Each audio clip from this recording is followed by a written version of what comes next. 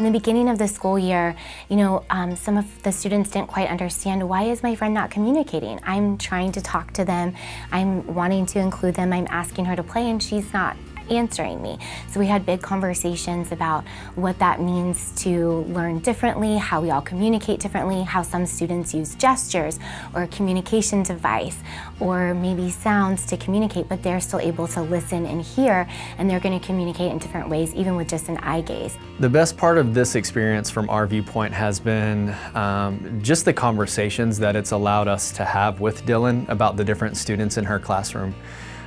Had she not been in this environment and been in a typical pre-K class, I don't know that would have allowed us to navigate some of the conversations that we did with her. One of the great benefits of this program is the friendships that the students are building with each other. And I have two students in particular, two girls named Dylan and Hollis.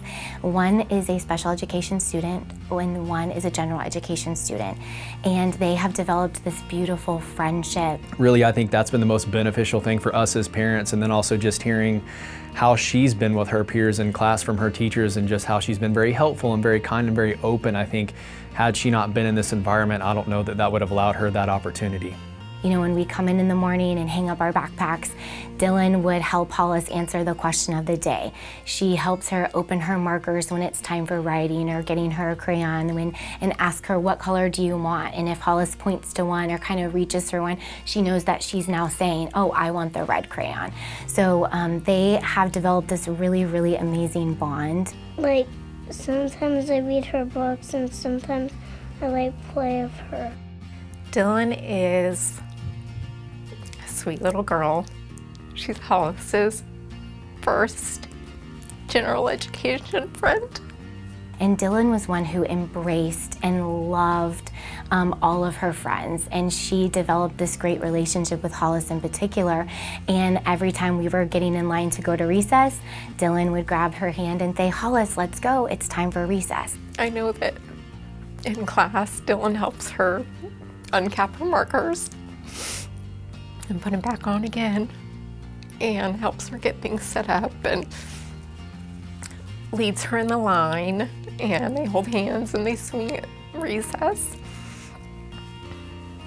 And I'm so glad that she has her. Sometimes when we get in line and go to recess, I hold her hand. Yeah. Tell them what she did. Where did she come a couple weekends ago? She came to my birthday. Yeah. She invited Hollis to her birthday party, and it meant the world to us. We would have never missed it. Dylan even invited Hollis to her birthday party, and Hollis attended, and they had the best time playing on the swing in Dylan's backyard, and it was something that was really special too for both sets of parents.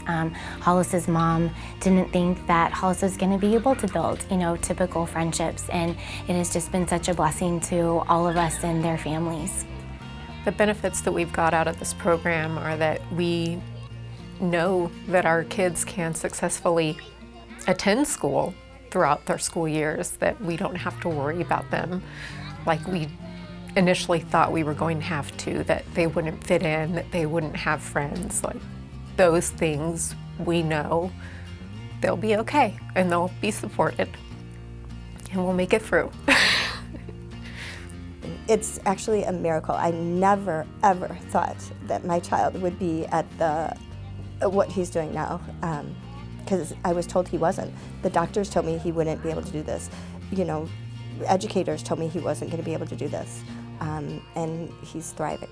Our expectation is that this program is going to continue to grow and flourish and blossom, and that even more children's lives will be impacted and that families' lives will be changed for the better.